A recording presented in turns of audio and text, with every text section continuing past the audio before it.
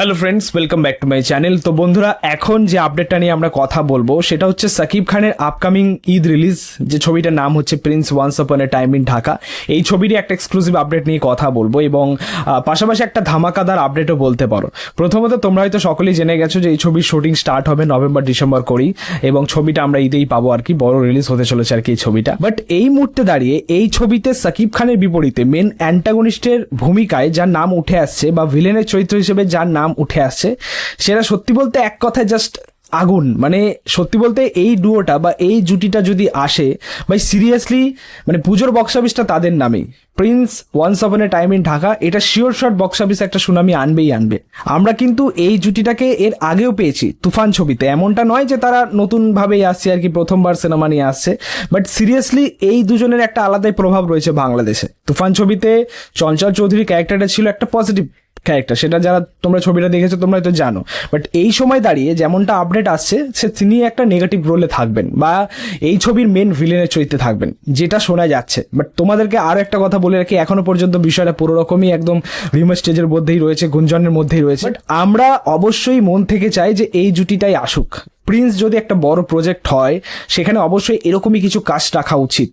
চঞ্চল চৌধুরীর মতো একজন অভিনেতা, সেটা তোমরা জানো যে তার কিরকম প্রভাব রয়েছে বাংলাদেশে, এবং তিনি কি লেভেলের কাজ করে, তার অভিনয়ের দক্ষতাটা কিরকম রয়েছে হয়তো তোমরা সেটা জানোই। তো সেইভাবে পাশাপাশি সাকিব খানও রয়েছে। সাকিব খান মেগাস্টার হিসেবে বাংলাদেশে একটা আলাদাই প্রভাব, তার একটা আলাদাই জায়গা রয়েছে।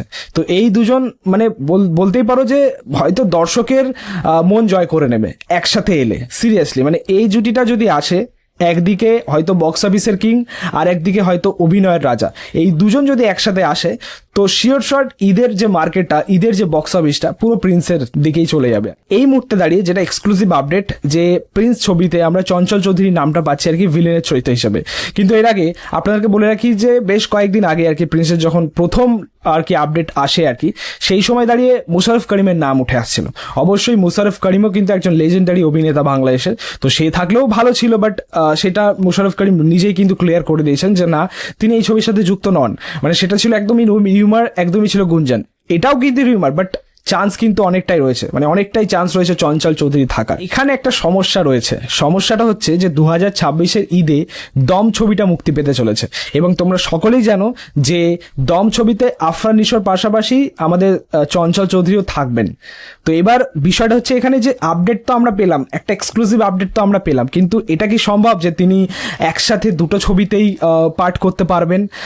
মানে দুটোই বড় ছবি, এটাও দেখতে হবে। অবশ্যই অনেকেই করেছে, অনেকেই এরকম কাজ করেছে আর কি, একই দিনে রিলিজ হওয়া ছবির মধ্যে কাজ করেছেন। তো এটা অনেক অভিনেতার ক্ষেত্রেই ঘটেছে, কিন্তু বিষয়টা হচ্ছে যে দুটো বড় প্রজেক্ট, দুটোই বড় বাজেটের কাজ, বড় পরিকল্পনার কাজ।